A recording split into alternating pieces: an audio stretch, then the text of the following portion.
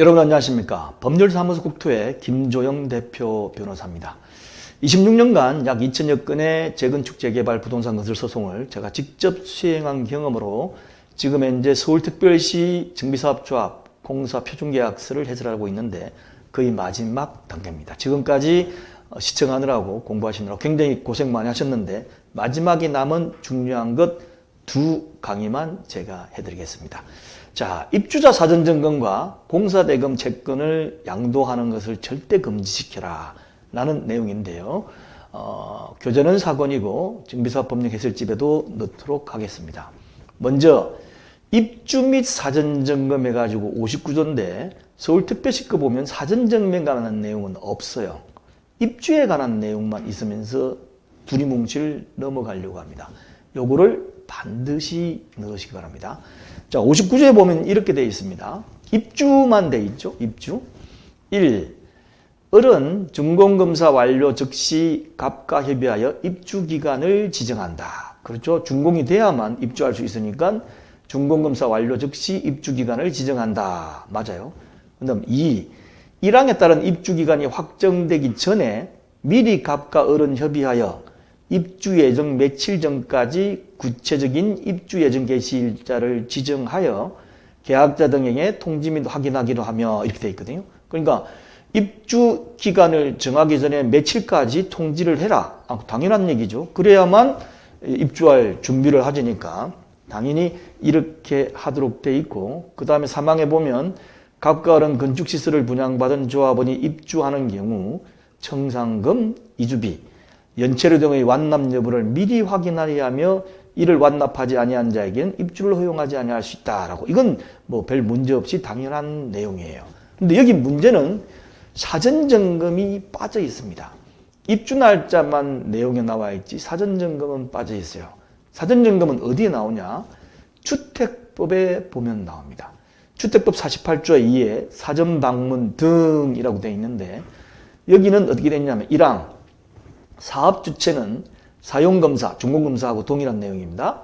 사용검사를 받기 전에 입주 예정자가 해당 주택을 방문하여 공사 상태를 미리 점검할 수 있게 하여야 한다. 2. 입주 예정자는 사전방문 결과 하자, 그죠? 하자가 있다고 판단하는 경우 사업주체에게 보수공사 등 적절한 조치를 해줄 것을 요청할 수 있다. 그리고 제2항에 따라 하자가 그 요청을 받으면 대통령령에 정한 바에 보수공사 적절한 조치를 해야 되는데 이 경우 입주 예정자가 조치를 요청한 하자 중 대통령령으로 정한 중대한 하자는 대통령으로 정한 특별한 사유가 없으면 사용검사를 받기 전까지 조치를 완료해야 된다. 이 내용은 뭐냐면 일단 계약시에는 없더라도 사용검사, 준공인가를 받기 전에 사전방문 일자를 정해가지고 조합원들이나 일반 분양자들이 와가지고 사전방문을 할 수 있도록 해주고, 그 다음에 자기가 들어갈 호수를 보는 겁니다. 이건 공용부분도 보겠지만 대부분의 경우는 자기 집을 보는 거죠. 자기가 배정받아 계약해가 입주할 그 집에 가서 보니까 문짝도 잘못되어 있고 뭐도 잘못되어 있다 해가지고 미리 다 요청을 하면 그때에 그걸 가지고 미리 보수할 건 다 해주고 준공검사를 받도록 이렇게 하는 겁니다. 제대로 되어 있지도 않은데 준공검사를 받도록 되어 있으면 안 되는데 법에 따라 가지고 해줘야 될 거는 어떤 경우 중대한 하자의 경우에만 사용검사 받기 전까지 완료하도록 되어 있어요. 그럼 조그만한 거 문짝 잘못 그건 나중에 해줄게. 미리 입주부터 해라. 이렇게 할 수 있지 않습니까? 그러니까 법에 따라 하게 되면 이게 좀 난감해져요. 그래서 이 공사계약서 자체에다가 넣는 게 맞습니다. 그래서 이 다음과 같은 조문을 넣는 게 낫겠어요. 을은 준공인가 전 각각 협의하여 준공 전 반드시 입주자 사전점검을 받아야 하며 그 기간은 10일로 정하여 입주자 사전점검을 받도록 해야 한다. 이때 입주자가 지적한 공사 미완료 부분, 하자 부분 등에 대하여는 잔여공사 또는 하자 보수를 한 뒤에 준공인가를 받아야 한다는 조문을 딱 넣으면 어떻게 됩니까? 중요한 하자가 아니더라도 시공사가 입주자가 요청한 내용에 대해서 하자 보수를 해주려고 하는 거죠. 그렇게 해가지고 될 수 있으면 입주할 적에는 더 이상 하자에 대한 신경 안 쓰도록 해가지고 해도 대신 이렇게 살아도 1년, 2년 되면 하자가 또 생깁니다. 떠졌기 때문에 반드시 이 조문을 넣어가지고 중요한 하자가 아니더라도 미리 잔여 공사나 하자 보수를 해준 다음에 준공 인가를 받도록. 그러면 계약서 딱 넣어놓으면 시공자가 미리 거기에 따라 가지고 공사 일정을 조정을 할 것입니다. 그 다음 두 번째, 하자 및 관리인데 이건 이제 들어가고 난 다음에 하자 관리라니까 뭐 하자 보수 범위 이런 것은 뭐 법령에 따라서 해야 되고 관리사무소 개설 이거는 읽어보시면 그냥 별 문제가 안 됩니다. 세 번째, 분쟁 및 소송. 이것도 본 계약에 관하여 분쟁이 발생할 경우 갑과 을이 협의하여 해결하되 쌍방 간의 원만히 해결되지 않을 경우 관할자치구 도시분쟁조정위원회에 분쟁의 조정을 의뢰할 수 있다. 분쟁의 조정이 원하지 않을 경우는 법원에 소를 청구할 수 있으며 이렇게 할 수 있다라고 되어 있는데 이 조문이 있기 때문에 어떻습니까? 뭐 그 분쟁이 있으면 소송 제기하면 아니다. 도시분쟁조정위원회에 먼저 조정해야 되는데 바로 소를 제기했기 때문에 이건 위법하다. 이렇게 주장하는 상대방 변호사가 있어요. 근데 그렇지가 않습니다. 그런데 더 나아가가지고 여기 보면 서울시에서 해설을 해놓기를 이상하게 해놨습니다. 뭐라고 되어 있냐면 조합과 시공자가 본계약에 대하여 해석의 견해 및 적용을 달리하여 분쟁이 발생하게 될 경우 어쨌든 간에 분쟁이 발생한 경우 우선적으로 상호 협의하여 원만하게 해결을 하도록 하고 당연한 얘기죠. 그 다음에 협의가 되지 않을 경우는 도시 및 주관경 정비법에 따른 도시분쟁조정위원회의 조정을 통하여 해결하도록 하며 그리하여도 조정이 되지 않을 경우에는 재판을 통하여 해결하도록 그 절차를 규정한 내용이다. 해결하도록 하고 그래도 안 될 경우를 해라. 이렇게 마치 도시분쟁조정위원회 조정을 먼저 해야 되는 것처럼 이렇게 되어 있는데 또 일부의 경우는 이렇게 되어 있습니다.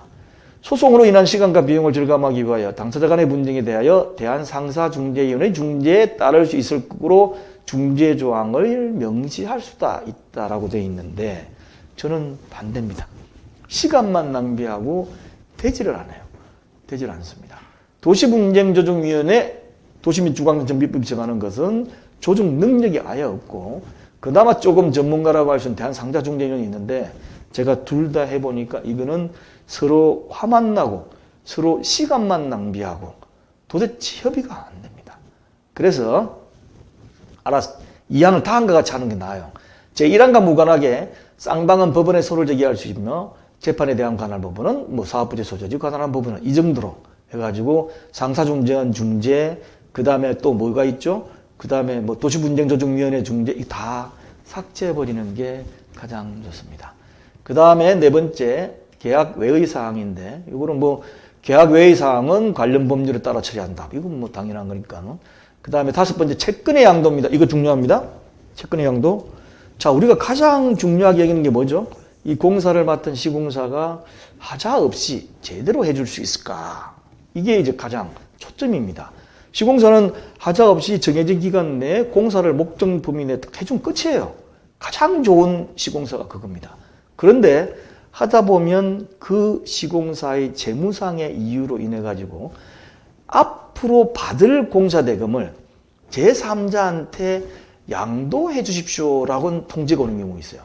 민법상 채권 양도는 자유이기 때문에 채권 양도 양수 계약을 통지해버리면 특별한 경우 빼고는 조합은 응할 수밖에 없는 경우가 있습니다. 그런데 문제는 앞으로 공사 대금이 만약에 100억이 남아있는데 100억을 제3자한테 채권을 양조해버리면 지금 시공사는 100억 원에 대해서 돈을 못 받는 상태에서 공사를 하지 않습니까? 그럼 어떻게 되죠? 부실공사할 수밖에 없죠. 예. 왜냐하면 자기가 그 정도의 자금 능력이 있고 100억을 안 받더라도 공사를 할 수 있을 정도의 능력이 있을 것 같으면 어떻습니까? 채권 양도도 안 해요. 그리고 이 채권 양도는 주로 협력업체한테 채권 양도를 한다고 하면 또 좀 나은데 제3자 협력업체가 아닌 다른 사람한테 줘버리면 협력업체한테 줄 돈을 못 줍니다. 그러니까 하도급업체죠. 하도급업체 줄 돈을 못 줘요. 그럼 어떻게 합니까? 결국 하도급업체는 조합에 와서 돈 달라. 남은 거 못 받았다. 문제가 될 것이기 때문에 이 조항은 반드시 넣으시기 바랍니다. 대기업이든 뭐든 상관없어요. 예. 이렇게 양도 못하도록 미리 규정 딱 돼 있으면 채권 양도를 못합니다. 혹시 채권 양도 통지 오면 계약서 이렇게 되기도 못한다. 이렇게 해주는 게 나아요. 반드시 넣고 제 경우는 이렇게 돼 있음에도 불구하고 채권 양도 해달라고 자꾸 요구를 하는데 해주십시다라는 문의를 저한테 하는 조합이 있습니다. 절대 해주시면 안 됩니다. 그 다음에 6번째, 이권 개입 금지. 이거는 뭐 별 문제 없이 법에도 나와 있기 때문에 뭐 조합원이나 나머지 사람들이 시공청탁 할 수 없다는 것이고, 그 다음에 계약의 효력도 마찬가지로 계약 체결일로부터 해야 되는데, 계약 체결 전에 계약 내용이 되어 갑의 조합원 총회에서 결의를 선행하여 계약의 이행에 차질이 없도록 한다. 그러니까 뭐죠? 계약 체결 전에 총회 결의를 받아라. 그런 다음에 도장 찍어달라. 보통 이제 도장 먼저 찍고 올라가는 경우도 있습니다. 그러면 요 뒤에 조건을 붙이죠. 본 계약은 조합원 총회, 조합총회에서 결의가 돼야만 효력을 발생한다라든지 뭐 이런 식으로 조건을 붙여서 올라가는 경우도 도장 찍을 수가 있습니다. 그 다음 8번째 마지막입니다. 공사계약 특수조건인데, 이건 66조 보면 공사계약 특수조건 등 해가지고 갑은 이 계약 조건에서 정하지 아니한 사항이나 추가 보충하여 공사계약 특수조건 또는 금전소비대처에 관한 사항 등 따로 정할 수 있다는 건데, 공사계약 특수조건, 일반 조건이 나오는 이유는 일반적으로 좀 작은 회사 이런 경우는 공사계약서를 검토받거나 작성할 능력이 없어요. 그러다 보니까 정부에서 공사계약 일반 조건이라 그래가지고 일정한 폼을 정해놨습니다. 그래서 그 앞에 거는 그대로 그냥 도장을 찍어버려요. 그런데 사업장마다 다를 수가 있지 않습니까? 다를 수가 있기 때문에 일반적인 건 다 공사계약 일반 조건으로 다 퉁치고 그 중에 일부 사업장별로 다르는 것만 특수조건에 넣어가지고 일반 계약 조건에도 불구하고 일일이 계약한다. 몇 개를 특수하게 넣는 거죠. 이건 일종의 앞에 있는 일반 조건을 수정하는 건데, 그 수정하는 게 귀찮거나 아니면 잘 모르겠거니와 좀 애매한 것 같으면 이제 그건 그대로 적용하고 공사계약 특수조건을 더 작성해라. 주로 중소규모의 경우에 작성합니다. 근데 조합의 경우는 그렇게 하면 안 되죠. 그래서 이거는 별 거 없이 그냥 공사계약 안에 포함시켜가지고 내용을 변경하는 것이 더 낫습니다. 자, 홈페이지인 r119co.kr에 가면 나홀로 소송 왼쪽에 보면 재건축 재개발 분야입니다. 이 부분에 제 4강에 넣어놓도록 하겠습니다. 감사합니다.